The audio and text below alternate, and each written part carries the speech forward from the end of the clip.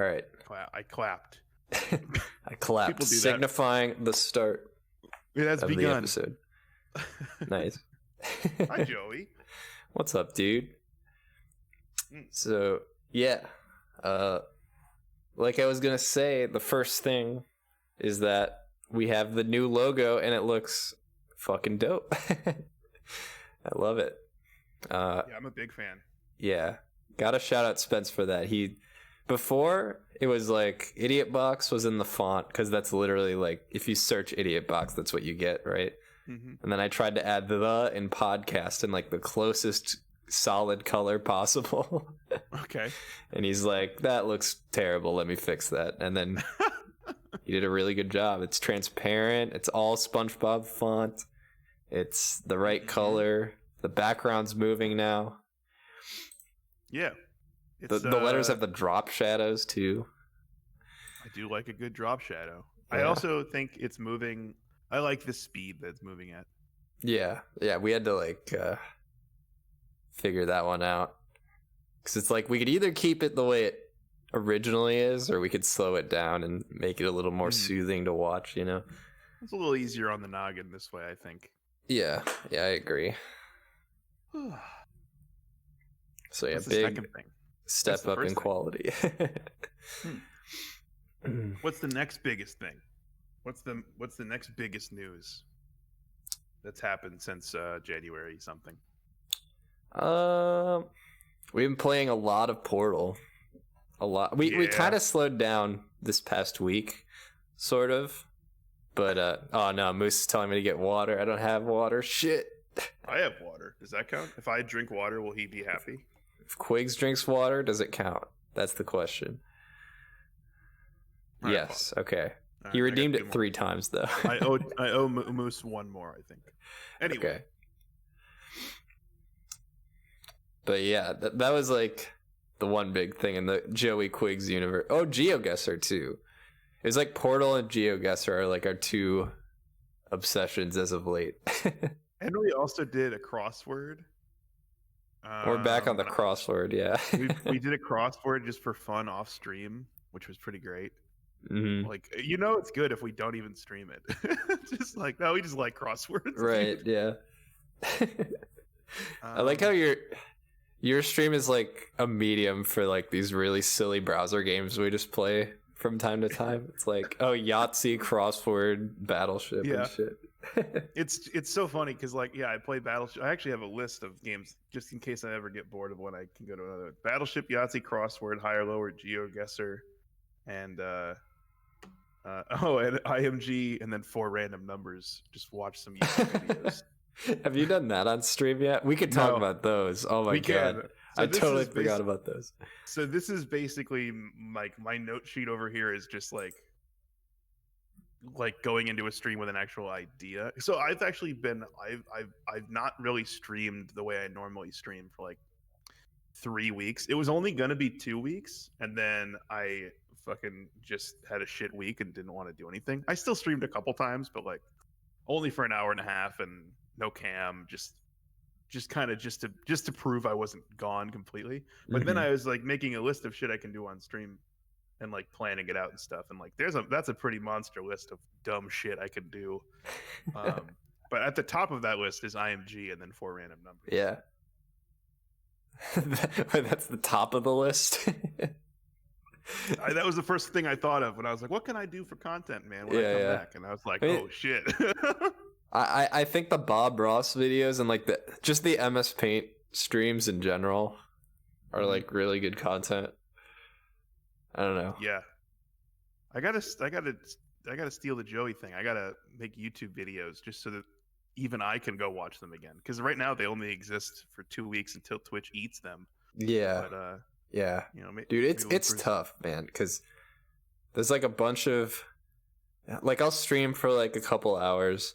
And maybe I'll do something a little out of the ordinary. Like I'm not just speedrunning. I play something different. And I'm like, all right, this would be a good video. And then either what happens is I don't act on it immediately. And then a couple days pass and there's like 3 other things I want to make a video on. And it's like overwhelming and I don't end up doing it. Or I watch it and it's like, I don't know if this would be a good video, Like, it's just Sure. so much effort for one person to like make consistent videos like that.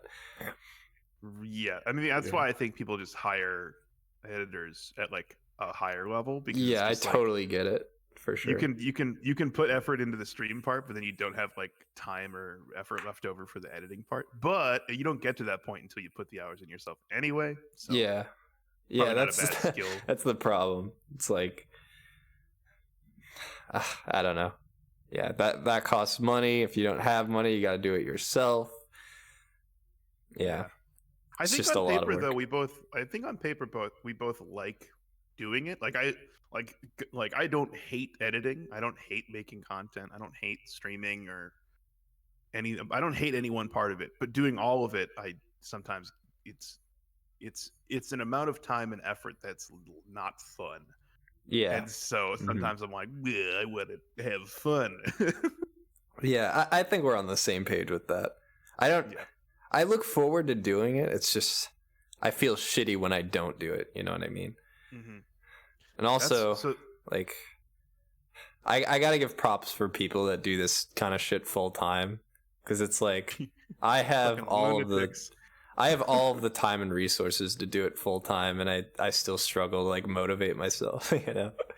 Yeah. It's like, oh man, I get it. Like it really is like a job. What was I gonna say? Oh, okay. So I've been finding the same mental like block, I guess, against effort recently. So I've been on the same diet since like early January. Like fucking awesome. I'm glad you're still going with it. I wasn't sure actually. Yes, sir. Yeah. But then I also started like just exercising a little bit and like walking a little bit. You can't jump whole hog into it when you weigh as much as I do, because you'll just break your legs. Like if you just fucking if tomorrow I just ran as far as I could or whatever, like I would just it wouldn't do anything. Have you ever seen The Biggest Loser? I don't think so. I know the name vaguely. I don't want to sidetrack too much, but it's just this show where they bring on a bunch of like obese people, and like You could say fat people. You're not gonna bother me. well, they're more than just fat, right? Like they're like morbidly obese, trying to turn their life around. They're like Macy's Day floats with faces on them. Yeah. And it's like they do exactly what you said not to do. They just go like fucking turbo hard, like, and they have like personal trainers, quote unquote, that just like push them way past their limits immediately. And it's like, this is not sending out a good. I mean, I appreciate, you know, the overall message of getting healthier, but this is not how you go about it when you weigh that much. Yeah. That seems dangerously unhealthy, to be honest. Yeah. Well, you know, it worked out. See, I didn't want to do that, so all I did for Understandable. January, I just dieted for all of January, and even then, like we talked about it a little bit. So like I'm doing intermittent fasting, and I'm trying to go under 1,000 calories per day, just so that I'm in a deficit. So the 1-2 punch is I eat less than 1,000 calories, and I only eat once per day in the afternoon. Did that for all of January. But starting in February, I switched it from just I can eat anything during that time to like more restricted, like just better food. Like I went grocery shopping and like tried. Like I didn't just get like muffins and bacon and stuff, but like not too crazy. It's just a lot of chicken and some pasta, and it's nothing I can't cook, so it's nothing insane. But also at the beginning of February, I started walking every single day and working out 3 times a week. Just again, don't picture anything crazy. Just more than 0. And the plan is by the end of like summer, we're in like full tilt. Like we've gotten to the point where like I can do shit, right? So because of that, for the first time since gym class in senior year, I have had to physically exert myself even on days I don't want to. And that's a bummer. And it's not a bummer though. It's funny when you put it into perspective, sure, but nah, that's fucking awesome, dude. I mean, I look exactly the same. Yeah. No, that's not true. I lost like 2 pant sizes, which sucks because those were $75 jeans. Like those Oh are my god. like Levi's. Like, oh, sucks, Dang. dude. I'm like, fuck, I gotta buy new pants and shit. I'm Okay. not buying them till after the pandemic. My question is, did you end up saving money grocery shopping? Or was it more? More than what? What's the other? More Just, than what? just a normal like before Diet Yes. Quigs trip. Yes, because I only eat once a day, that alone cuts out 2 other meals. Okay. And because I eat less than 1,000 calories in terms of like portion control, it's like less food per meal and 1 out of every 3 meals. So that alone, just in terms of the numbers, dropped off a lot. But also, it's just cheaper to get like 2 weeks or a month's worth of groceries than it is to buy food every day, like order out and stuff. So yeah, I saved a considerable amount of money. Like, Nice. Yeah. I think so far this month I've spent like $38 on food total. Wait, this month? Yeah, so far. That's fucking crazy. Yeah, it's fucking nuts. That's nuts. Yeah. It's something, is what it is. But But again, I only eat once a day, and I don't eat very much. Hopefully, Sam and Jess are here to hear that. They would be here? upset. They're not. I don't think they're here. But if they were like, if you were like, oh, I spent $38 on food this month, they would probably be upset. Because I think Sam told me the other day, she was like, I spent like $250 at the grocery store. Yeah, like that was my what I last read. time. $250. Yeah, Holy shit. which is just absurd. Yeah. I will say what I'm doing is probably not even what a normal person would do. Like, yeah, like spends $50 every 2 weeks. That's I think where I'm at, too. $50 every 2 weeks is like, I think anybody can do that without really trying. Like, you don't have to go in with a budget and be like under $50 if you're just yourself and you're eating 2 weeks at a time. Yeah. I am eating 1/3 as many meals and half-sized versions of those meals, so my shit just goes like longer. It just lasts more. So, but it's a lot of chicken and vegetables, bro. It's just every meal's the fucking same. Those 2 things are pretty bomb. You can't go wrong. Dude, but if I've been eating the same shit for like 4 weeks now for every meal every day, and I don't deviate because I think that's cheating, and with incredibly few exceptions, every meal I have chicken now. Every single meal. I'm getting so sick of chicken. Why would that be cheating to deviate? I mean, food is like endless possibility, I think, right? I guess I mean deviate on what I bought, which was a lot of chicken and vegetables. Like when I go back, I'm gonna get more stuff next time, but I'm not gonna like make a special trip before my like food runs out, basically. Yeah. Look at all the Sam champs. Holy shit. Sam champs. Do we have a emoji? Do we have an emote or an emoji that's indicative of Jess? Do we have one?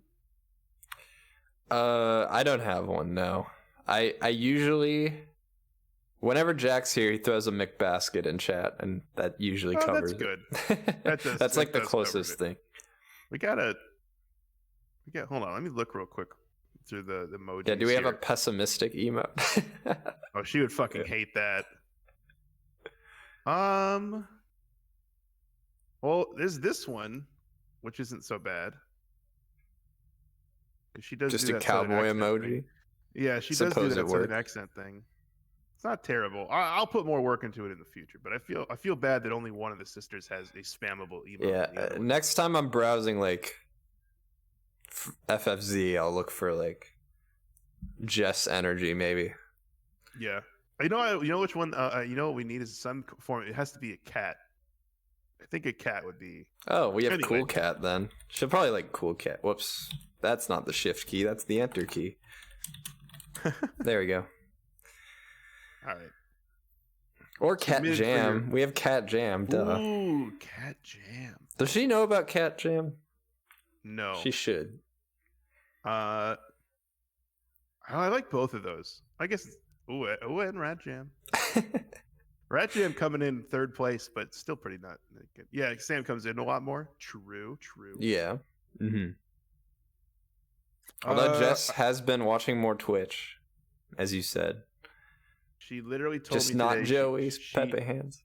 She told me today. I hope this isn't telling tales out of school. She said she dreamed that she was a streamer and she was playing Among Us with Ludwig, but she couldn't get the code to work. So that does sound pretty terrifying. Sounds terrifying. I don't know if it was a nightmare or anything, but that is definitely, streamer flawed as opposed to whatever she did before the pandemic. Well, whatever she dreamed about before. That's just the game being dog, let's be honest. I feel like I type in the code in Among Us and there's like an 80% chance it works. Which, it's most of the time, but holy shit, why not all of the time? What's wrong with this game? I'm not talking about that. I'm talking about how you said she watches Twitch more. And I was like, yeah, and in her dream, she's a streamer. Oh, yeah. Mm-hmm. That's fucking out there. Dog water. Dog water. Were you... Okay, so how long did you watch the Find Me streams last night? When you got back from Quick Trip until the end of the stream.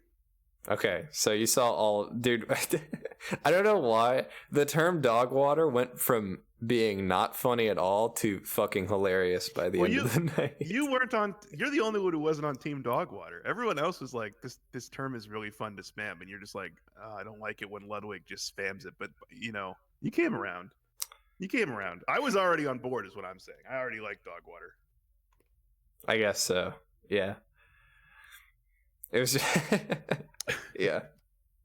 It's just really funny because we would just get fucked by level 8 every single run. We're like, dog water reset. Yeah. One of the things I noticed from watching that much Find Me is I never realized, like, oh man, this is a specific topic, Find Me speedruns. But one of the things that I had never really thought about until you were speedrunning them is that when knees leave one end of the screen and you have to wait for them to come back around, it's just like horrible time loss because you're just stuck there. And that happens a lot between the escalators and the swimming stuff and the find the fastest one where they're just running. There's lots of levels where if you see them but you don't get them in time, you have to just wait for them to come out.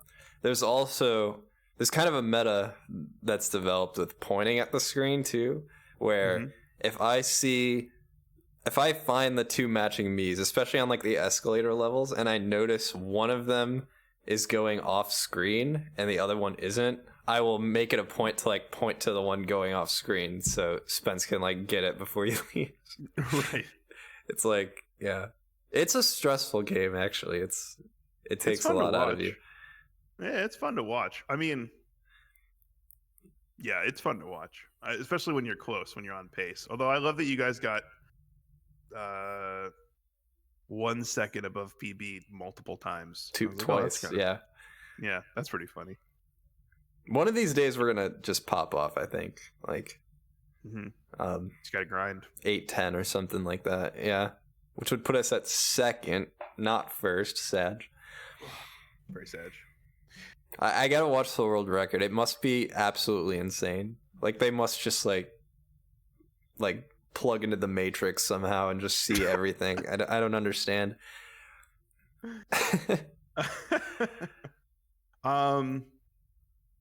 Anyway, that's all I had to say about my eating and stuff. I think I don't even know why we got on that topic. Oh, it's because you're talking about how editing, you like it on paper, right? I like exercise on paper, but most days I don't want to do it. And then I do it, and at the end of the day, I'm like, that was good. But you'd think I would learn. You'd think that since every time I do it, at the end of the day, I feel better, I wouldn't hate it every morning. I hate it every morning. Every morning I have the same argument with myself. I'm like, this sucks. I don't want to do it. And I procrastinate. And then I do it, and I feel better, and I have the same loop every single morning. I don't know when I'm going to crack and just give into it, but I feel the same way about editing. I'll have a big piece of footage, a 2-hour stream, and I will just procrastinate and not want to do it. And then as soon as I do it, I start working on it, or better yet, when I'm done with it, I'm like, that was great. But I always have to convince myself to start, dude. Right. Yeah. I remember I was watching a Dr. K video, and he was telling someone it's actually not good to motivate yourself to do something by thinking of the end product. You should just do it without thinking. Literally just do something to do it. Hmm. And it's like the results and like the payoff that comes later just happens naturally as a result of doing it, right? Because it's like if you're like, oh, I'm gonna get up and I'm gonna exercise, and it's like I'm probably not gonna look or feel any different than I did afterwards.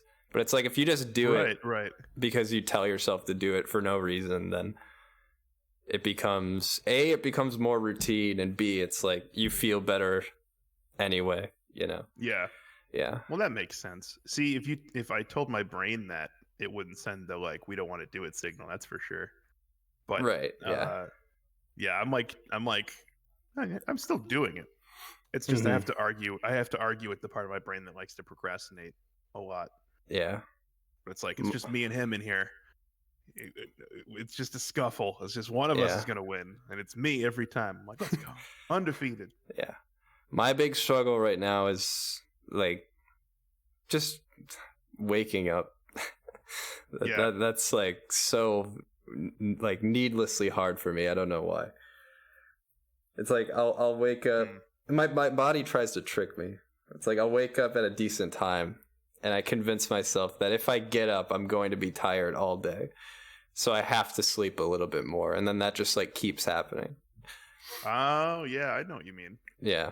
But it's like I love waking up early. That's the thing. Every day that I do wake up early, it's like feels good, man. It's just I hate going to bed early. That's the problem. It's like I get done streaming, and it's like I want to watch like 8 different things. Mm-hmm. I don't know. There's not enough time in a day. That's the problem.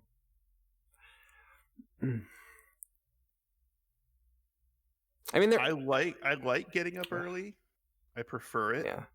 Especially during like non-pandemic times. But right now, I don't really get rewarded too much for getting up early because nobody else gets up early. So it's like, in terms of socially, like I could do stuff in the morning. Don't get me wrong. And that's like when I walk and stuff. I just been taking a lot of naps, dude. Like I'll get up in the morning, like 10, 11 in the morning, which is still as late of the morning as you can get. Like I'm milking it. And I get up. And then I like do whatever I'm gonna do, and then I nap at like 1 or 2 o'clock, and then I wake back up at 6, and so that's when my day like starts. So I've been taking a lot of naps. Yeah, I don't know if it's a boomer thing or what that is, but dude, napping is fun. Yeah. See, I do all that, but I don't do the get up in the middle part. my naps are just chained to my actual sleeping. They just extend into it goes from sleep right into a nap. Yeah. Mm-hmm. I respect it. It's just a man who loves his sleep. The slumber god. I guess so. Yeah. But it would help with a lot of these like things I'm talking about with not having time to edit stuff or getting more done in general, you know. Or you mean like you could edit in the morning if you got up early? Yeah, exactly. Like, I could just get up and then edit something for like 2 hours, and then that's a video, you know? Yeah. If I did that every day, imagine like just how much more productive I would be. I mean, so I don't make anything with that time, but I just get up early so I could go for a walk and exercise, and then I go right back to bed. But still, it's like then it's like a treat, right? Like the nap is the treat. It's like I could just sleep for another 2 hours, or I could get up now, do something, and then sleep. So it's like I don't know. I feel like I made a spot in the morning to like get up and do stuff, but it's only because I know that like I can just go back to bed afterwards and then like just right. So yeah, it's a fun. I guess that's my issue. Is I don't think I like to do that. So it's like if I'm gonna get out of bed, I want to commit to like a full day of being awake. You know. Mm-hmm. So it's like if I'm not feeling up to that, then my body is telling me to go back to sleep. Yeah, my body loves sleep. Yeah. It's just I can't tell you. The snooze button is like worn out on my phone. just I don't think I've ever gotten up at the first alarm in my like adult life. I'll probably ever. I don't think ever. I don't think it's necessarily good to do that. It's just that you have to you have to set the third alarm to be when you actually want to get up. That's the meta. That's basically what I do now is I set my first alarm way before so that I get to be like, I'm sleeping in. And then I just wake up at when I would have normally gotten up. Yeah. Do you ever have that?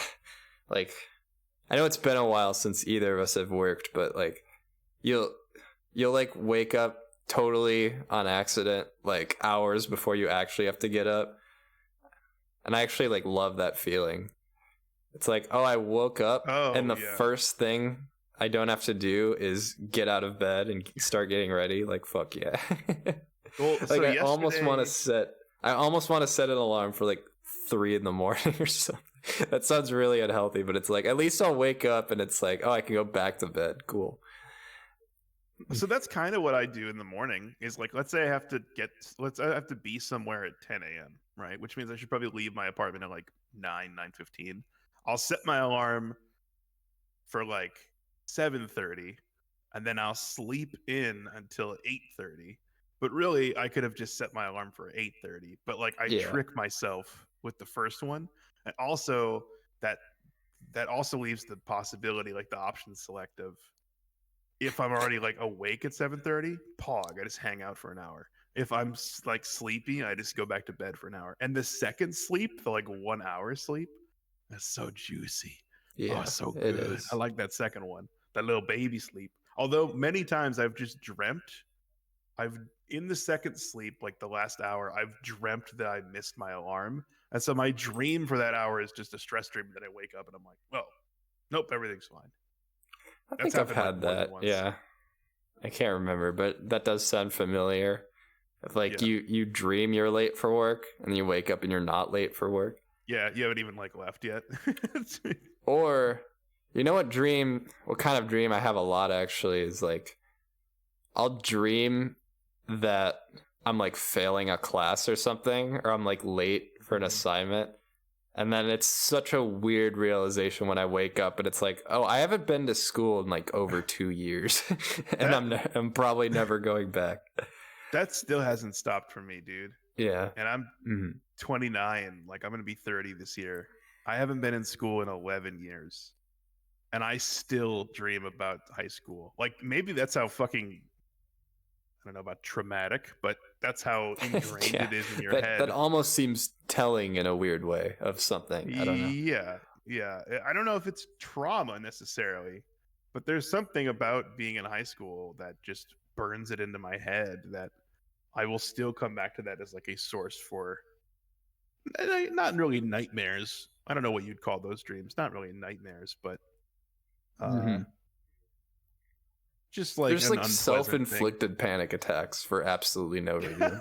I don't know. about shit that hasn't happened for 3 presidents worth it's of like time. It's like maybe just like for the first 18 years of your life, your brain is like programmed to be like freaking out about something. So if suddenly your life becomes a lot more chill later on, your brain's like, this isn't right. We gotta fix this. You know what's really crazy is I didn't go to college. I just started working right after high school, and I didn't even really try my last year of high school. Like it was just like kind of new. So I don't even really have as many there are fewer examples in my life of like a test I had to really study for or like homework that was like really important. And I still have dreams like that. And so, you know what I mean? So like it must be a thing in our brains that's a stressful thing. Another one that's relatively common for me is just like not relatively common. What I mean by that is it's not like it happens every like day or every week or even every month, but it's just it's common enough that I've had it multiple times every year for like forever. Is I am late to a class in a building I'm not sure of where to go. But I know it's like my school. Like I know it's school, and I know I have to go to like the 3rd floor and find a class, but I'm on like the 1st floor, and so it's just navigating a building it feels I've never been in, but it's also like where I'm supposed to be taking class. Okay. You're saying you got to find a class in a building you've never been in, like a single building. Even though presumably this would be the building that I always go to school in. Yes. I thought you meant like you couldn't find the building the class was in, which is like a very much like college student problem, and you're like, I never went to college. No, it's so it's like that I'm doesn't make in any sense. It's always like I'm in a bigger high school than I actually went to. Like I'm in like a 5-story building with multiple rooms on each floor, and I have to like keep like checking them, and like I'm never right. Like that's a pretty common dream for me. It's very weird when you get to college and it's like, all right, now you have your own little like city almost of where your classes can be. It's like, why? Oh my god. I mean, I get why, but it's like, it makes it way worse. Yeah. And then they put your dorm room like on one end of the campus and then your least favorite class on the other end. It's like, fuck this shit, dude. I remember I had such like an innocent moment when I was 18. I was like at UW Oshkosh, like for like the school tour or whatever.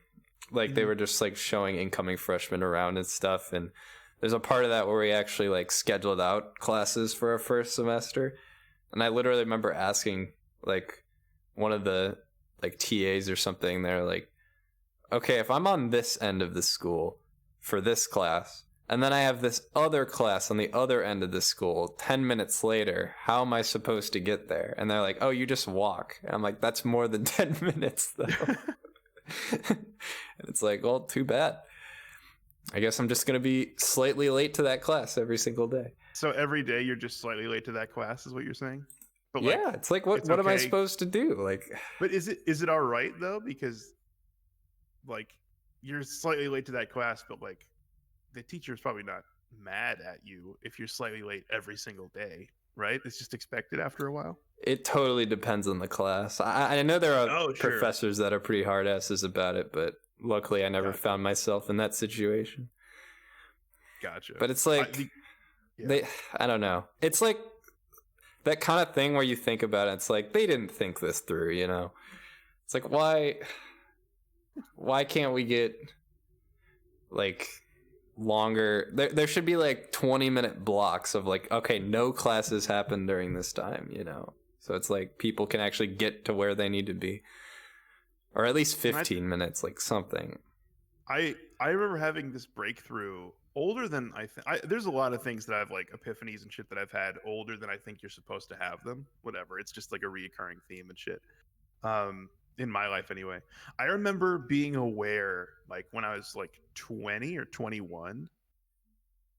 I don't know why this took so long to sink in, but so like you're a kid, like you're a little kid, and then you're like a preteen, and then you're like a teen, and then you're an adult, right? Yeah. And it settled into me, like the idea hit home at some point, just like in the shower or something, like, oh, adults aren't any smarter than I am. Like they're just other human beings that are this age, but they're not. Adults aren't inherently smarter or better at anything than like I am. Like the fact is, it was like I was like becoming an adult, right? And I thought there would be some shift or transition or like mentality thing of like, now I'm a grown up. But it's like, you just wind up one if you wait long enough. Like, oh, people expect stuff from me. Like I'm supposed to be, I have to know what's going on. And I feel like those decisions where like the school makes that call, like it's one thing if you think, I know it's a school, so like there should be smarter people in charge of these decisions. And maybe this isn't the best example, but follow me on this. So like somebody somewhere was like, this class will happen and then this class will happen at this distance, right? And you go into that person's like room or whatever and you're like, hey, if I have to go from here to here, I physically can't make it in this amount of time. And then that person's just like, oh, just walk. It's really funny if you break that all the way down to like, oh, that's just an adult child. Like that's just a person in the world living their own life. And so like they're like not any more enlightened than any other person going around. Well, sure. I'm not even necessarily blaming the person that told me that though, but it's like how many times in life do you find yourself like having to just like spout some bullshit decided by somebody else, that's completely out of your control. It's like, what are they supposed to tell me, It's like, oh, I'll make sure to let, the fucking headmaster of the school know that you're going to be late to your class every day. Like, I don't give a fuck. Like, just walk faster, dude. I don't know. Yeah. I don't know. I guess what I'm saying is that like I just when I became like older, I was like, oh, meeting adults. We're all still just like nobody knows what they're doing. Nobody has any answers. You know, some people do, but I'm I just saying mean, like just in general, we all have the same problems. And I just assumed I yeah. wouldn't. I was like, grown-ups have shit figured out. And they're like, I'm grown up now. And I'm like, no, they do not. They do not. We're all still just kind of running around doing our own thing. I honestly think it's like problem solving that comes with age, right? It's like you're gonna run into the same problems, but instead of like panicking and crying about them, you're like, oh, here's what I can possibly do about it. Like, I think that's the key difference between kids and adults usually. Mm-hmm. It's like you have like more options and more like resources available, I guess.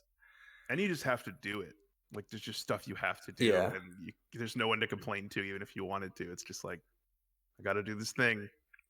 That's also a thing that happens too, what Spence said. It's like, oh, my parents were when my parents like had me, they were probably freaking the fuck out, you know? Yeah. It's just I never knew that. They just figured it out. And by the time I was like able to perceive like how they act and their emotions and stuff, like they were already so used to having me around, you know? Yeah, there's so that it like just grace felt like period. they were made to do that. Right, like they have a couple years to freak out about having a baby in front of the baby, but you'll never remember it. Yeah. So like by the time you're like 4 or 5, they're better at it. So like then your memories start to build of them being like good at it. But you know that like day 6 of you being a baby, they were fucking freaking out. But you'll just never remember it. So kind of cool. My parents were 28 when they had me, and I'm 29. And it just like that just freaks me out of like, oh, I'm older than my parents were when they had a kid. Like I can't imagine raising a kid last year. Like what? Yeah. That would be terrifying. I know, dude. Why did they do that? I think that's like a societal shift actually that happened like pretty recently. It's like people who are 22 in 1986 were like way more ready to have kids than people who are 22 in fucking 2021. But 22-year-olds in 2021 have like a way weirder like world to bring a kid into, you know? So it's I wonder if it's I wonder if it was just not thought about as much. Like now, like if you want to have kids, it's just it's indicated that like, all right, you should really consider the consequences of that. Whereas I think maybe back in the day, I don't want to speak for all boomers, but like if you just knock somebody up, you're just like, I mean, I guess we're having a kid, and then that's what your parents did and their parents did. So it's just like it's just not even. You don't freak out about it. You freak out about it, but you don't do what we're doing right now, which is being like very conscious of whether or not that's a good idea and like going down that road. I don't know. Right. He makes a good point. Is it like an economy thing or is it like a culture thing?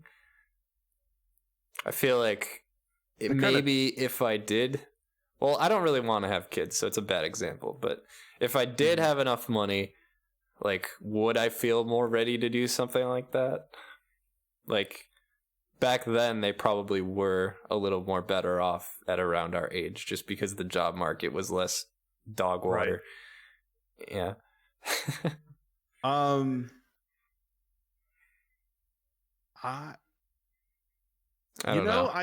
used to think I didn't want to have kids. Oh, really? And now I think it would be kind of fun. I mean, I don't want to say fun because it's like 99% not fucking fun, but I mean it would be something that I would maybe consider more. I mean, I was team not going to do it for like the longest fucking time too. So I don't know. I guess you just change. Another thing though is that like I think it's scary to imagine raising somebody else when you're still like getting your shit together. And I think when you get your shit together, then the mental exercise becomes not so much can I do it, but should I do it? Like if you've got all the resources and you know you'd make a good parent, like you if you think yourself reasonably intelligent, responsible, and you've got the money and you've got a house, then it's like, okay, you can maybe start thinking about it. But I was never in that position, so it never even occurred to me to even have that conversation. It was like, no, that's a terrible idea. Do you feel But like you're in that position now? no, but I think I'm closer, and that's why it's less scary. And then like as one, it's like just kind of this teeter totter of like as I get more confident and like just knowing what to do and shit and being less scared of the earth and getting around. Yeah, And it's I hear what you're saying. Maybe that's part of the reason why I don't feel like I want it. Because it's like, for the foreseeable future, I see myself like trying to figure out what I'm going to do with my life. yeah. You know? It's like, why would I think about having kids when I've got all this personal shit to go through, you know? But if that ever ends, I don't know if that's going to change or anything. Also, if I meet somebody who's like super like gung-ho about having kids, that's probably also going to change it. Like, you mean like they convince you, happen. or you're just saying like that could be its own factor? Right, yeah. Because it's like either I stick to my guns and I'm like, no, I don't want kids. And like, right. This person is either A, going to leave me or be really sad about it. You know? Yeah, probably both. Probably both. I don't remember how long ago it was. It was probably early January, but I remember having a conversation about the moral implication as well, which had never occurred to me, which is that if you have a kid now, they're going to grow up in about 20 years. And the world sucks really True. bad. Yeah. So how bad is it going to be in 20 years? And do you want to be responsible for bringing someone into that? And that had never occurred to me, really. At least as far as like an objection I would have. But now it's definitely a thing that I'm like, oh shit, like global warming is going to get out of control and like America might collapse like economically or whatever. Or there could be another war that nobody sees coming. Like there's a whole bunch of what ifs in there. But even if it's just like this for another 20 years, this sucks. I don't want to fucking do this to anybody. Where like everybody's locked up at home and shit and you can't fly. You mean like right now? Right now. If it's just like this, if it doesn't get any worse than this, it still sucks is what I'm saying. I mean, you know, my brother like brought this up kind of early on in the pandemic. He's like, I'm like, man, how long do you see this going on for? Like this could go into 2023. And he's like, I don't know if this is ever going to end, Joey. I'm like, that is a scary thought. I had not considered that. But I there's no way, dude. There's no way this is just going to be the rest of our lives, right? Okay, here's what I heard as an idea is sorry. What is that? What am I reading? Yeah, sorry, that just fucking derailed my brain. I like how the way that it's written is it's just like, no, I was cool with it at the end of the day. Just like, oh, that's fine. Mm-hmm.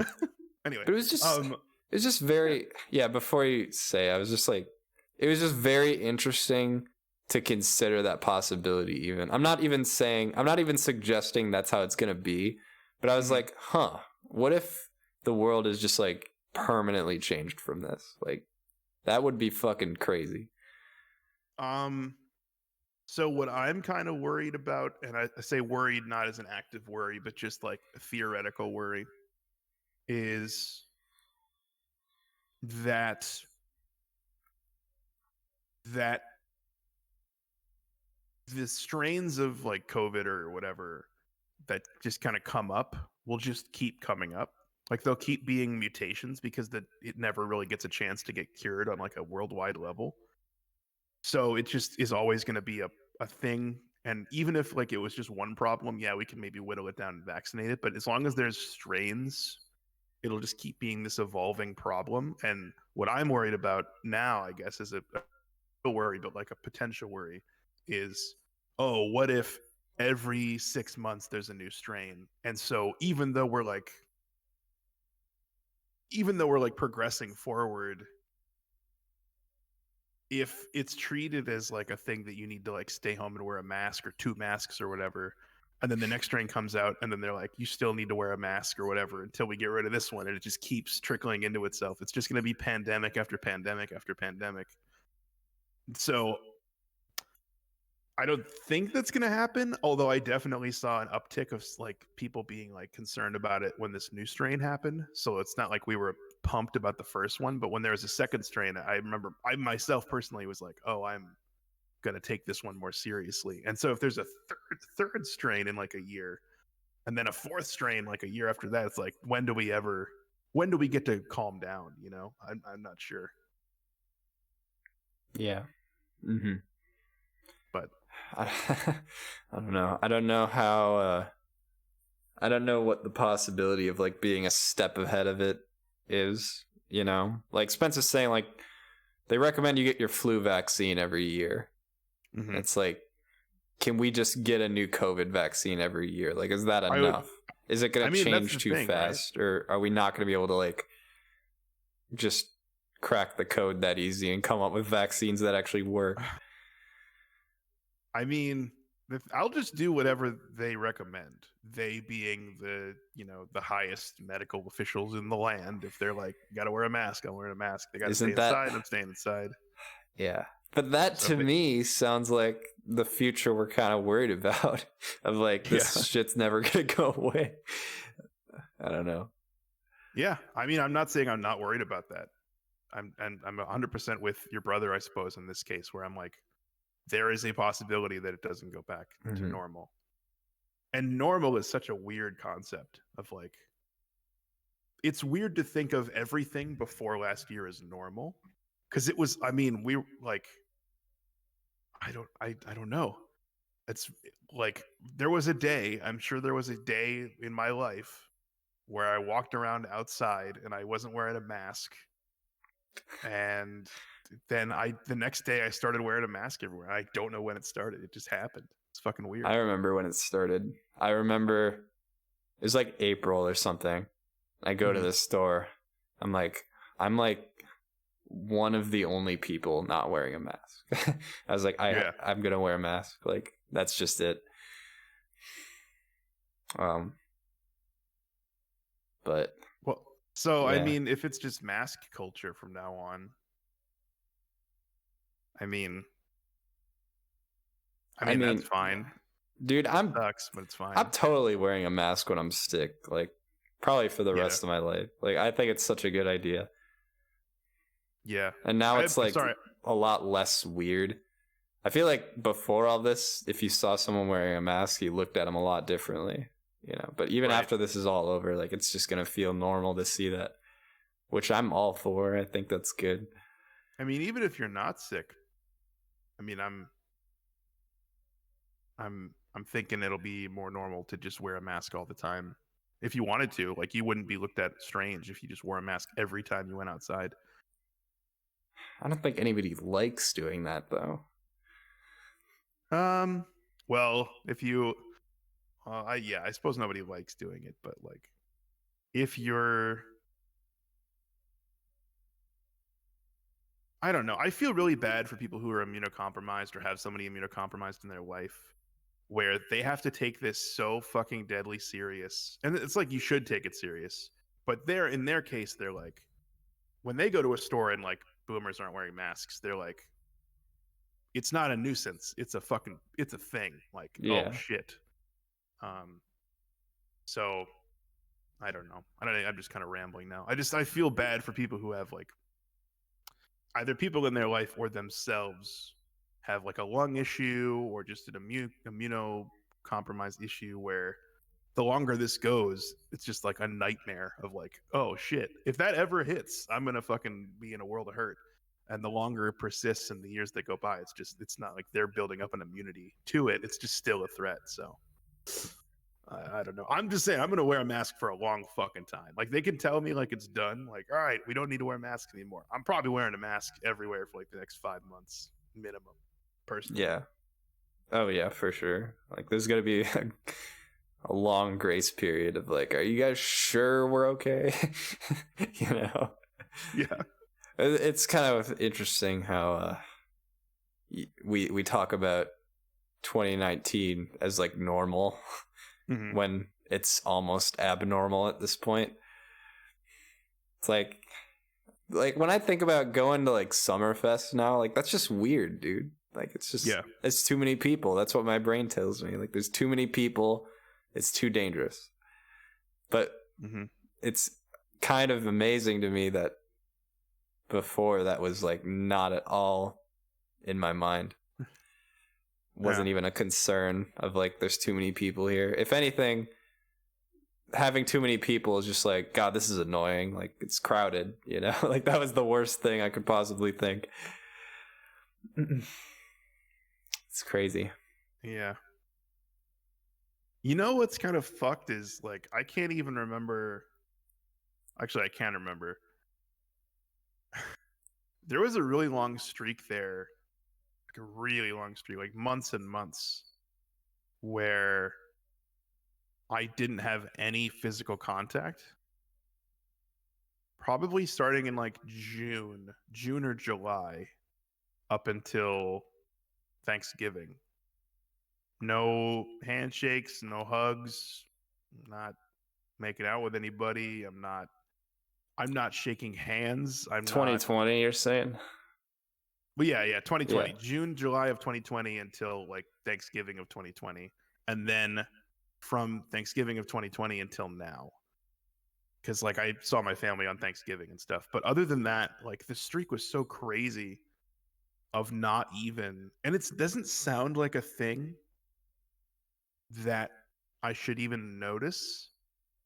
But then it felt really fucking weird when I got a hug after that long.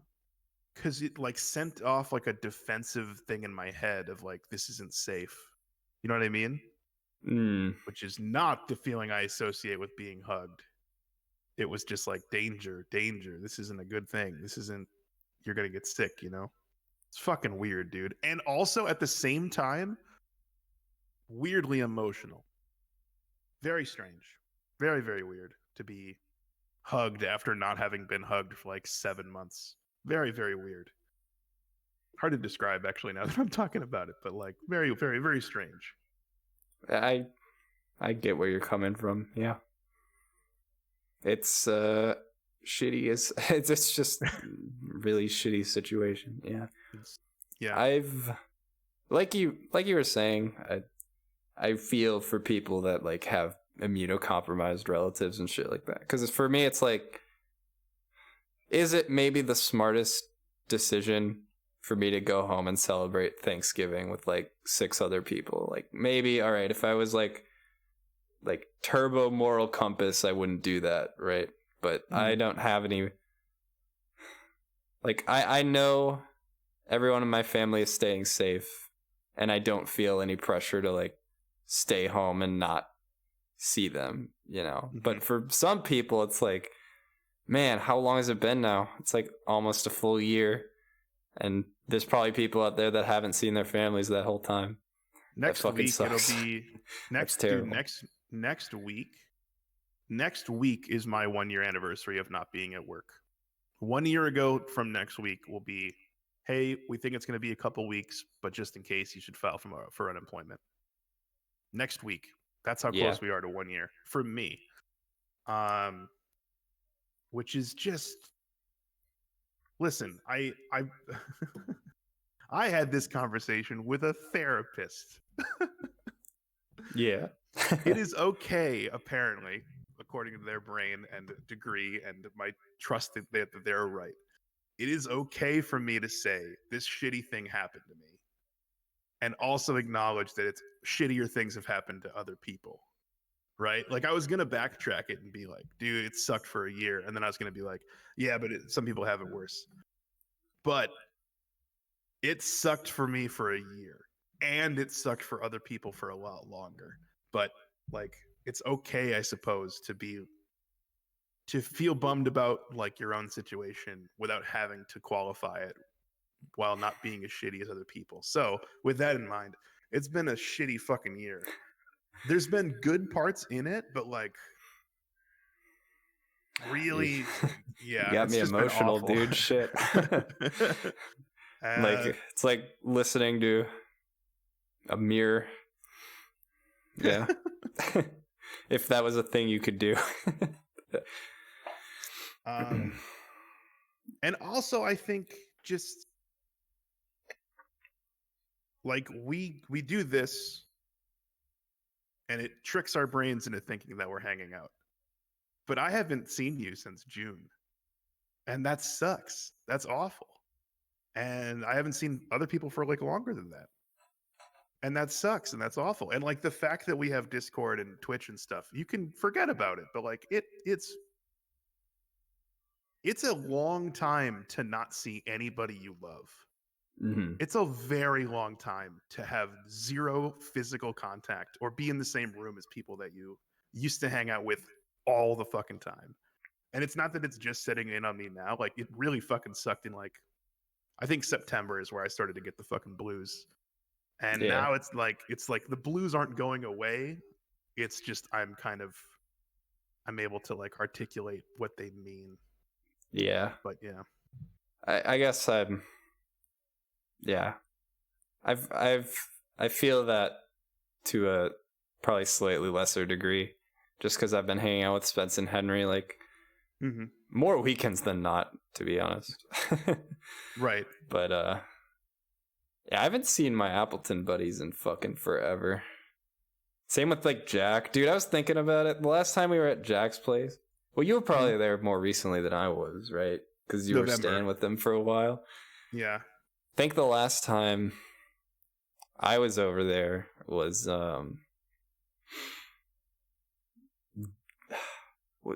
that before or after you were here? I think it was before. I think it was like May 2020. I remember I went over there once and COVID was like definitely a thing and I was a little iffy on it, but it like wasn't it was still like early. Oh, I remember. Yes, I remember. You're right. It's before I stayed with you.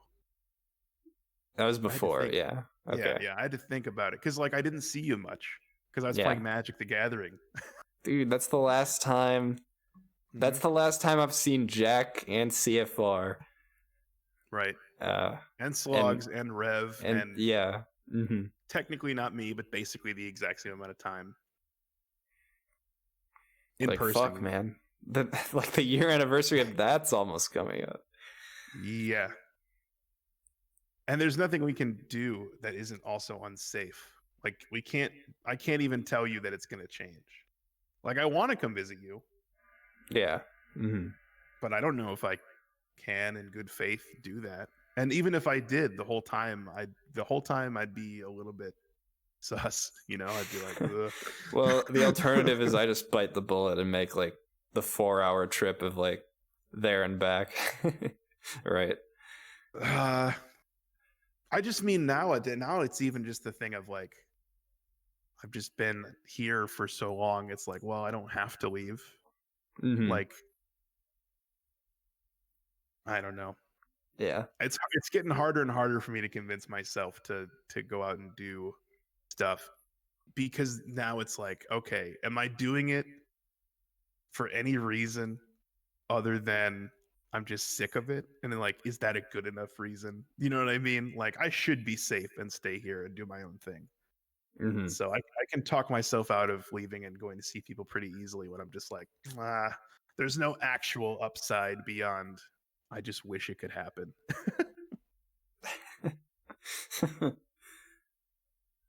If I'm being honest. Yeah.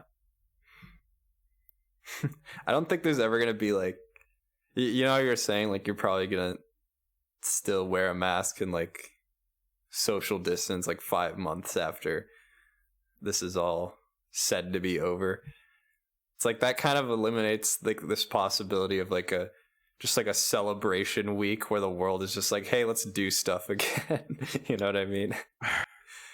Well, it's like that'd be cool if one day it's like, all right, you're good, and then we all just fucking do whatever the hell we want. But as soon as it's like not legally mandated to wear a mask, that like a lot of people, which is, I guess, just as terrifying. It's going to be like that, but we're not going to be able to participate because we know better, pretty much. Right. So it's even like if people are going to pop the fuck off, and I'm going to be like, "Are you guys fucking sure?" Like, yeah, there's going to be the world's okay party, and you and I aren't going to go to it. Yeah.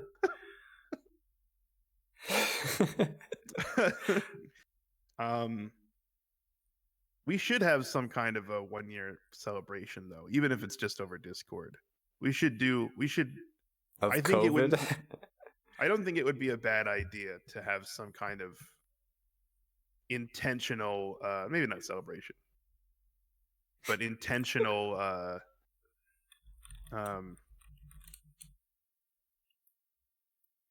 I'm not sure really what it would be. Just get the squad together and Yeah, Family internet. Feud. Family Feud, exactly. Yeah, like a get together where we don't actually get together. Mm-hmm. A get apart, I suppose it would be. Yeah. A get apart. You guys want to have a get apart? You guys want to have a get apart where we just hang out and there's no game element? No. We just fucking shoot the shit. Yeah.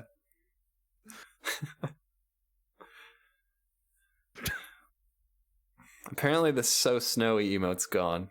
That must have been like a December thing. Yeah. Is Mango Nice Guy gone?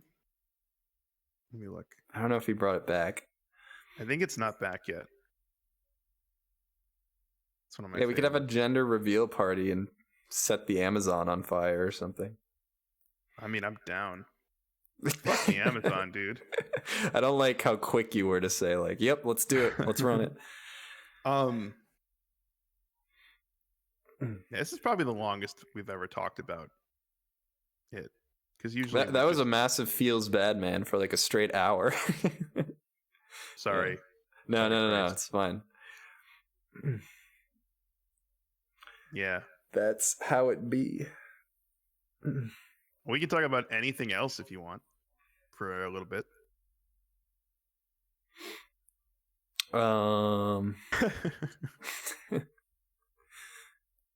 It feels weird. Like, I remember the last time we did one. That was like before all of the Portal stuff like ever happened. And then we binged the shit out of Portal for like a month straight.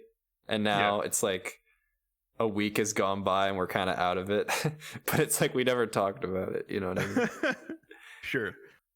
Yeah, we played Portal 2 co-op. And then we just realized we can break everybody's level if we try hard. Or not everybody's level. If they have a door, if the exit door is visible and there's no locks on it, we can probably break it. Yeah. And there was one level where we spent 3 hours doing that and succeeded somehow.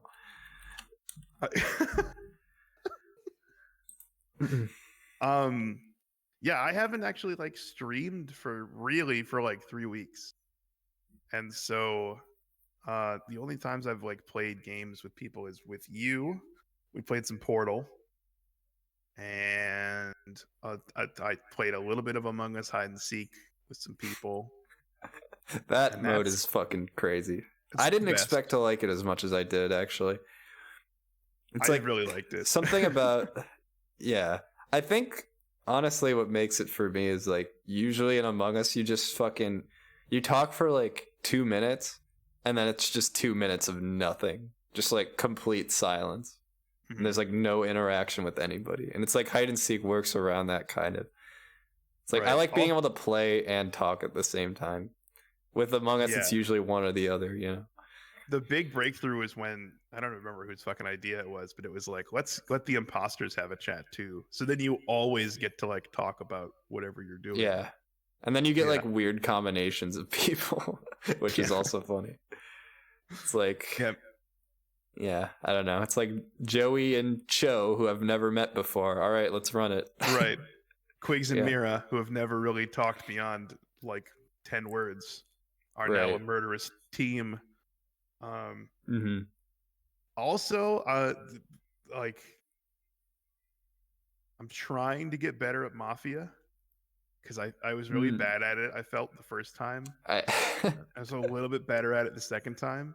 Yeah. And then the last time I was like, I had a little bit more confidence, but sucked at it again. So I'm like just trying to think shit through and be good at it and stuff. So was it you who threw or was it Sam? I can't remember. No, it was me. It was you. Okay. I think it was me. Yeah. I think the decision was mostly mine. to throw on accident. Yeah, it happens. And it happens. But at least it's like, oh, that'll never happen again. I hope. And that's kind of it, dude. I played some. Well, he told me to shoot him, Spence.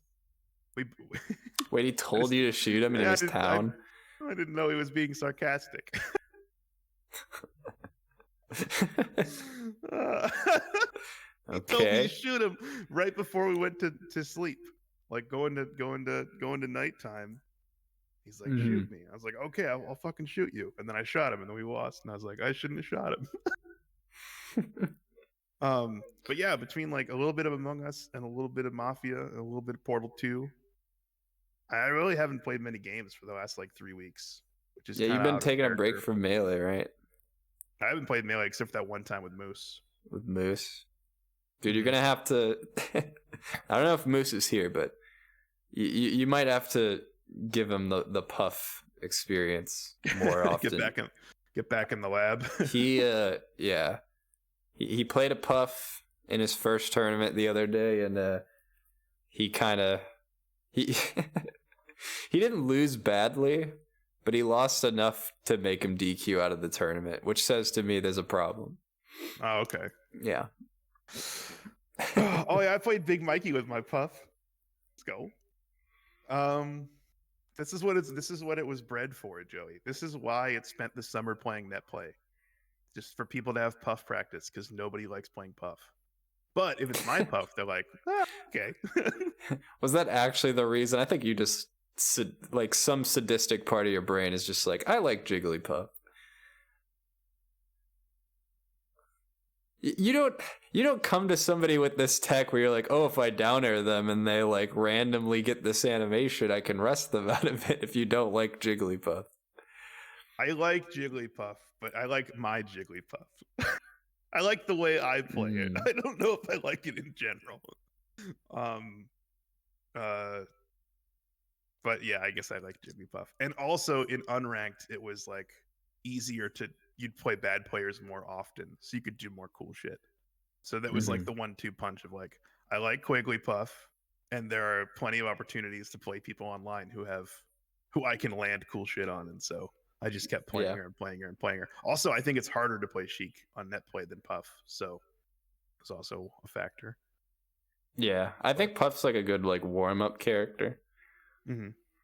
Makes your drift fucking crazy. If you guys play Puff for like a month, your drift is gonna be nuts. Because my drift with Falcon now is absolutely broken. Like, it's crazy how much better control I have. Like, interesting, yeah. After playing Puff, yeah.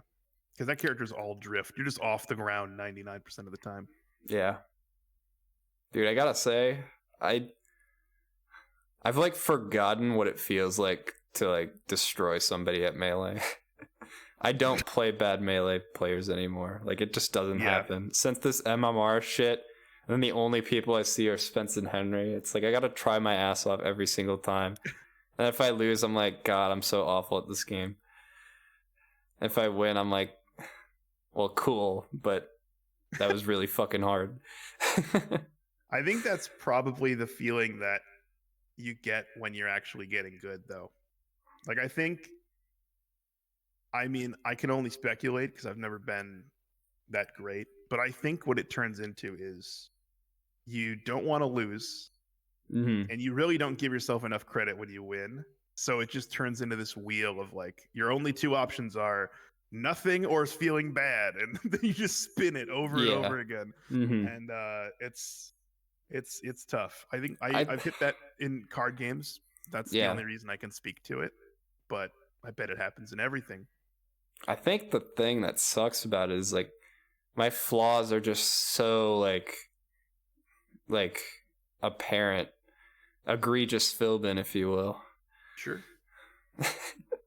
It's like every time I drop a combo, I'm like, God, I'm like, why did that happen? Why did I let that happen? God damn it.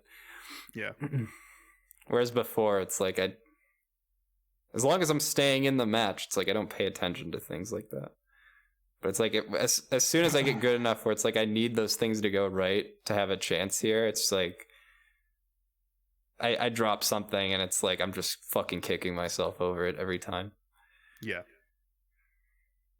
Yeah, no, I think that's a very relatable thing that only Yeah. happens when you've hit a point.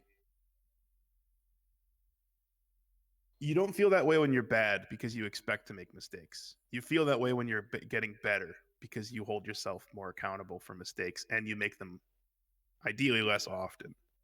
And so then it can be a problem of, if you were bad and you made a mistake, you probably wouldn't get derailed. Like you probably wouldn't even spend the mental energy to like beat yourself up about it. But now that you're better, it's it's more apparent when that happens.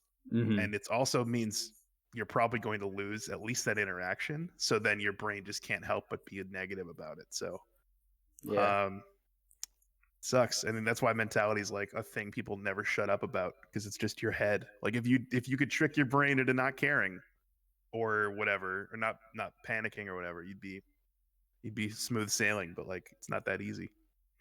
You think panicking's a lot of... See, I tend to like think it's ignorance most of the time if I'm fucking stuff up. It's like, oh, I dropped that combo. And it's like, well, I didn't know how to continue it. That's why. It's not more like, oh, I panicked and I didn't. Maybe that's just like lack of game knowledge. I don't know. That's one thing I think you've always had over me is like you know more about Melee than I do. So maybe you're like, I know what I'm supposed to be doing, but I'm panicking in the moment. Whereas for me, it's a little opposite. It's like, I'm dropping this and I don't even know like what I should have done. It's just, I know it should have been better. I'm not sure what like people's strengths and weaknesses are. I mean, I know the gimmicks that I rely on when I play people, and I know the things that tend to work, and I know like the problem solving part of it. But like, or at least how I do it. But yeah, I think that's just a universal feeling, dude. I don't think it would happen less or more if you maybe it would happen less if you like grinded those punishes out more, but like then it would just move over to the next thing that you're not excellent at. So which is True. until you're perfect, you're always going to magnify your flaws. At least not you personally, but like a person would, Is this like the verbal form of like Moose's Discord paragraphs right now? Well, Moose jumped right into being like too hard on himself, which he should have a grace period where he doesn't expect himself to win, and he just really wants that W, dude. And I respect it, but I don't think it's healthy personally to be that hard on yourself that early in the game, because he's only going to fight better and better players, which is terrifying. Like if he thinks, if he's beating himself up now, I think that sets a bad precedent for growth personally. And I say that as a player who never got particularly great, but I did at least get to a point where I was happy with my play, and I was like, okay, I kind of sort of have a general idea of like what I would need to do to get better, and I just don't want to do that. Like it's a lot of effort. So I play the way I play, and it's okay. It gets me through the day. It's fine. It's nothing that I beat myself up about though, which is probably why. Yeah. I don't know. I'm not as mad at the game. I was saying like I think these next few weeks are going to be pretty telling for Moose. I don't know. I feel weird where it's like this is a very public space and he could easily just listen to this whenever he wants. But it's like I hope that he realizes that losing is a necessary part of improvement, because I don't think that's quite like hammered into his mind quite yet. It's like, all right, if I put in the work, then why am I not just winning every single match? And it's like, what do you mean? Like, you're brand new, dude. Like, the fact that you went 2-2 in your first tournament is like already like a huge step, or like it's like good, right? Like I didn't go 2-2 in my first tournament. Absolutely not. I went 0-2 in my first like 5 tournaments. Yeah, probably. exactly. I can't remember. And he's got like a really strong foundation too. Like you can tell he understands the game, which is why it would be unfortunate for him to just like have the most dog water mentality and it just ends up not mattering. The thing about mentality that sucks that I'm talking to you about and that we're talking to Moose about. Well, I'm not talking to Moose about it specifically, but if he watches this, he'll hear me. You can't just tell someone to have a good mentality. Yeah. You can't. You have to learn it, you know? It's if it was a skill like in Melee, like out canceling and tech or whatever, people would just all have these shatterproof mentalities from day one. But you kind of have to, either through getting beaten up or just like playing for a long time or whatever, you have to just kind of find your own way to keep yourself motivated and not feeling too bad in anything, but specifically Melee, I guess, because we're talking about it. So if there was a secret to not having a bad mentality, I don't know what it is. But I know that you need it. I don't think either of us are qualified to speak on that. I think that's safe to say. Yeah. I mean, qualified only in the sense that we appreciate it. So even as someone who doesn't have a great mentality, it's still an okay mentality. And I know that I have an okay mentality. Like I don't think I've hit any Zen moment. It's just like, meh. Well, it's like maybe our mentality is bad, but it's like we still get it. You know what I mean? Right. We still understand like kind of the reality of what being a Melee player is like. I wrote down a topic that is the only one that I want to bring up because the rest of this has been perfectly excellent. But this does happen to pertain to what we're talking about, which is I spent 5 years playing Melee pretty hard most of the time, most days of most weeks, I would say. And I got better, and I learned a lot about how to get better. And now when I try to get better at other stuff, it's so much fucking easier. Like it's just like once you get better at a thing, like once you get good at a thing, in my experience, you can get better at other things way faster because you just cut out like a bunch of the chuffa out of the learning process. Like if I wanted to get good at what's a relevant game? Chess. If I wanted to get good at chess, right, or better at chess, just improve at chess. Since I've already done it in Melee, I know how to streamline that down to like a much easier route for myself. And that's been fun because I've been able to apply that to real life shit. Like just now it's fun because now I'm the video game dude.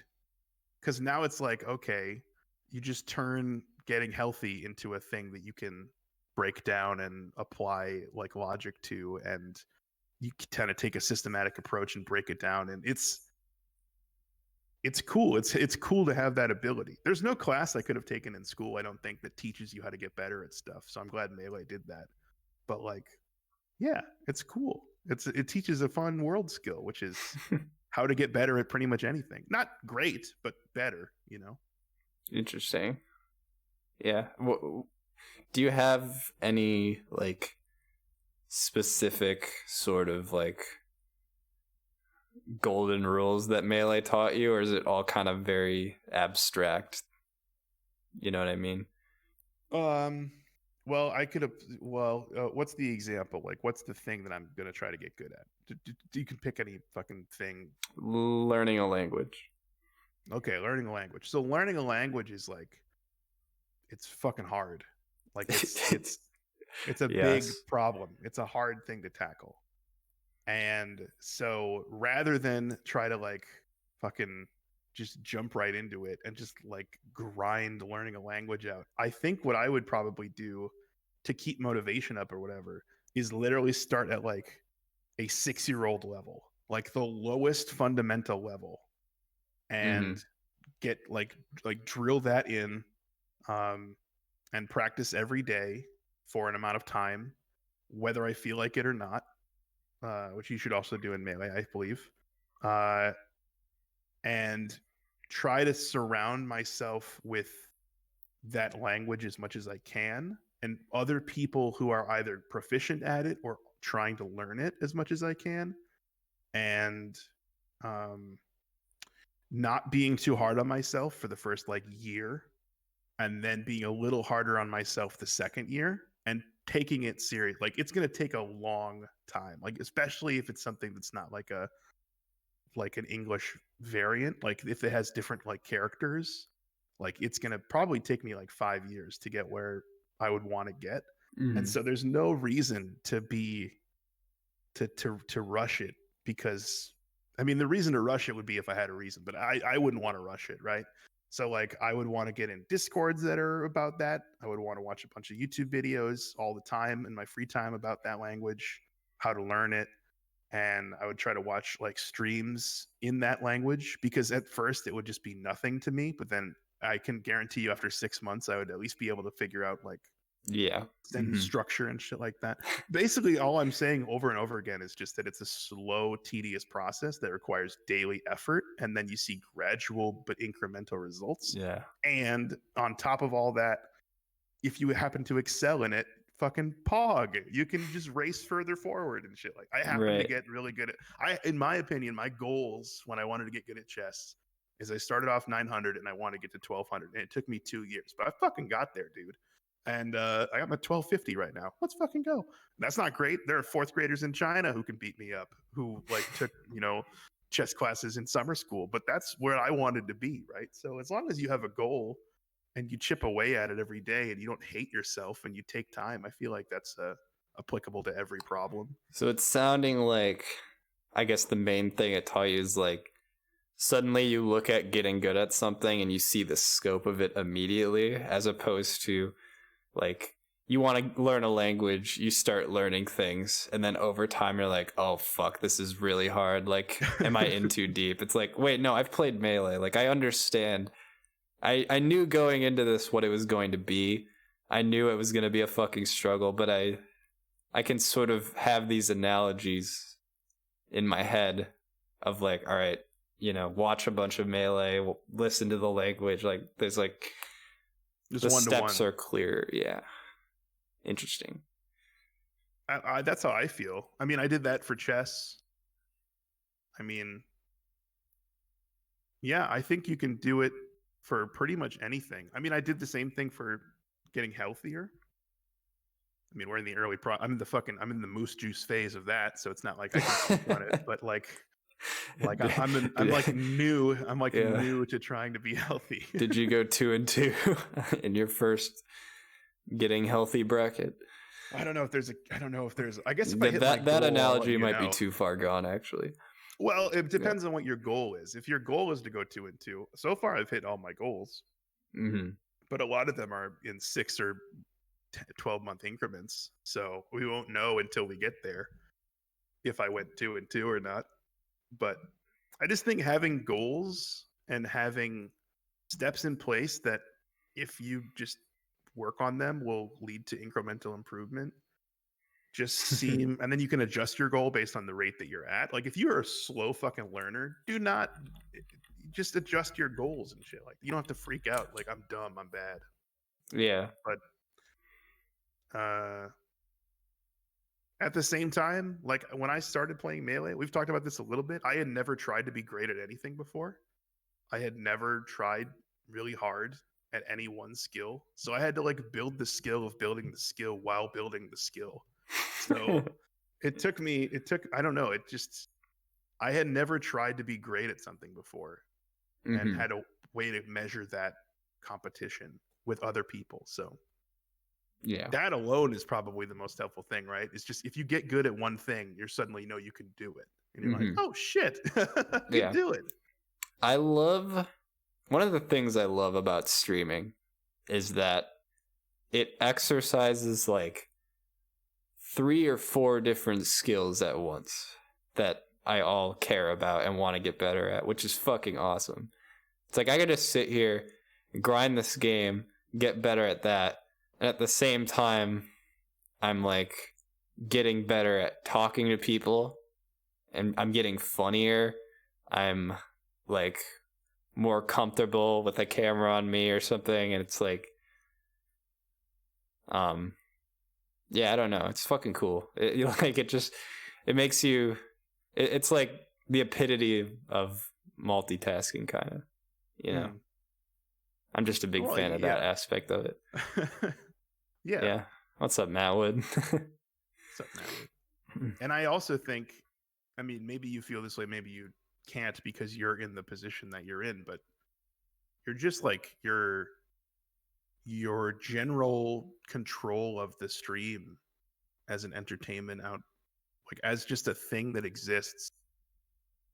I don't feel like you're consciously like worried about it. It just kind of, you just do what has now become natural, right? And like, yeah, you're still getting better at everything, but you're not actively like, you're not thinking about how can I be funnier tomorrow than I was today. It's just part of the, it just happens. The mosaic. It exactly. just happens. Yeah. So yeah, it's cool. It's cool. I mean, I've been a Joey fan of the stream since like 2017 or maybe 2018, and it's gotten better. So yeah. So like, thanks pandemic for giving an amount of free time, you know. But you were streaming before when you had a job, so that didn't. I don't know if it even changed your schedule. That was like the fundamentals, right? Then 2020 was like the grind. Yeah, exactly. it just relates back to Melee. I was practicing tech skill in 2019, and then I was grinding unranked in 2020. I bet if you talk to people who took any one sport or instrument or art seriously for a large period of their youth, that they'd equate learning other skills to that. I would be willing to bet. But I could be wrong. I only really ever learned the one thing. One of my favorite things about like really obscure anime is that there's like an anime for improving at like fucking anything you can think of.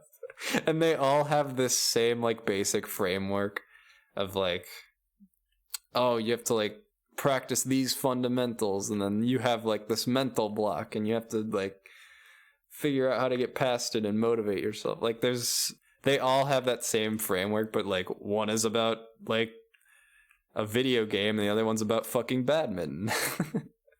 It's like, yeah, there's so many of those. Which makes me think that it's just a universal kind of feeling of like when you get like you can get better at things once you know how to get better at things. Right, but that also means you have to get better at getting better at things, which is like a little meta, but not too crazy to get your head around, but still it's a little weird to be like getting better at things is a skill, but it's definitely a skill. Yeah, I think that's probably the most satisfying part about Melee specifically. Melee is so fucking hard.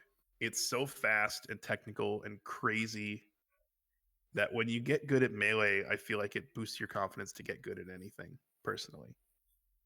Yeah. I mean, you have to really like whatever you're doing, though. That's one thing. True.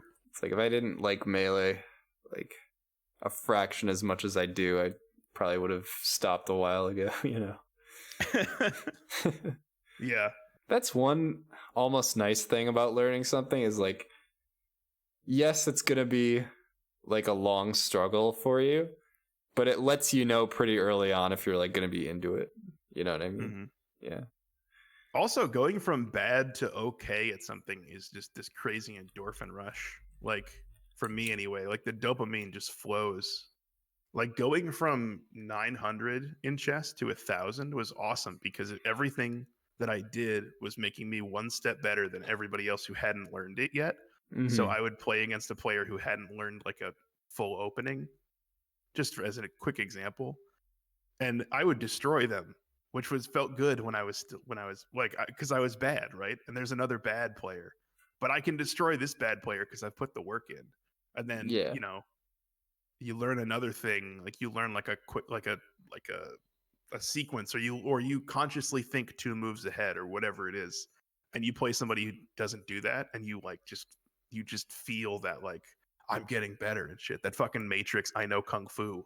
It just is like, oh shit, I'm getting good. Like that's a fun feeling when I was learning new characters in Melee. Like I'd just be like, let me fuck around with Link for like 6 hours and just learn as much as I can about Link and like what's good and what's bad and watch Link VODs and look for like bread and butters and stuff. And like now I could play Link at like an okay level, whereas before I couldn't. So it's just I don't know. It's you know fun the to get Venom good, trick where you fly underneath the thing. Like you're all good. You're all set. That's all I did for 6 hours. It's called that learning like Link. I'm learning how to get better. Watch. Yeah. Mm-hmm. Mm-hmm. I mean, that's pretty much all I have to say on that topic, but it's fun. I mean, that was a good hour and a half. That was a very unusually serious episode, but I like it.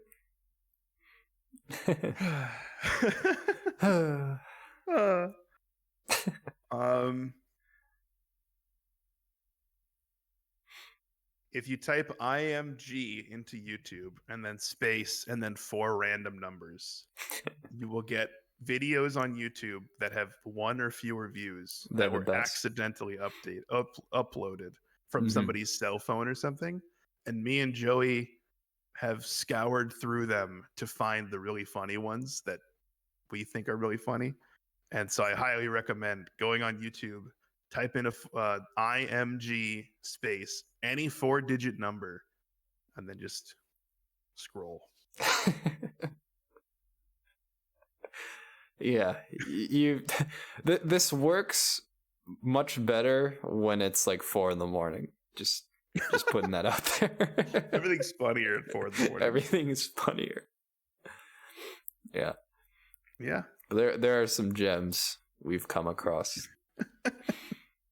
That would be a great stream, dude. That'd be so fucking funny. I think I'd want to vet them. I'd want to like off stream. I'd want to go find like 20 or 25 of them, and then I would just maybe show them on stream. But I don't think I'd want to hunt for IMG videos on stream. That could take a while. Maybe. Just frame it as like a grind, right? Like you're grinding to find the funniest IMG videos. Exactly. It's like a speed run.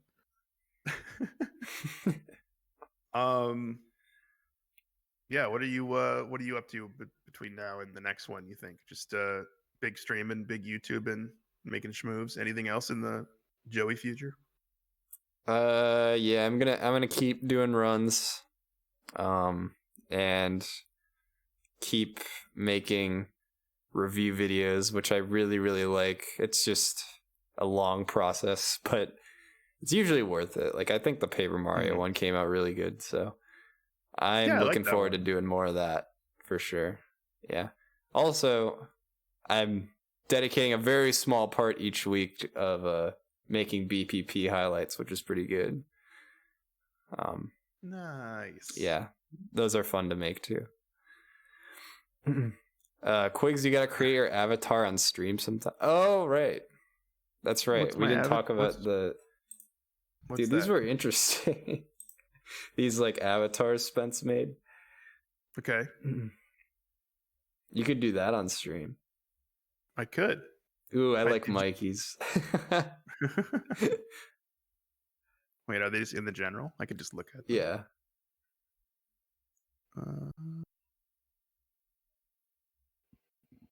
Jax is cool. Mine's just a guy. Makes sense. Oh shit. He left the call. Oh my god. I just misclicked, I'm sorry. That's all good. It's all good. I tried to click general in your Discord and I clicked the general voice chat on accident. Put me in there. Oh, I didn't even see that. That's funny.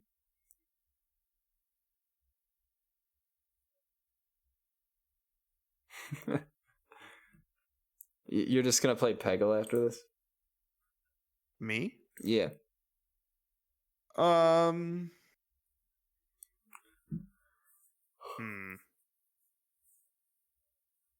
now I want to make one of these fucking thingies.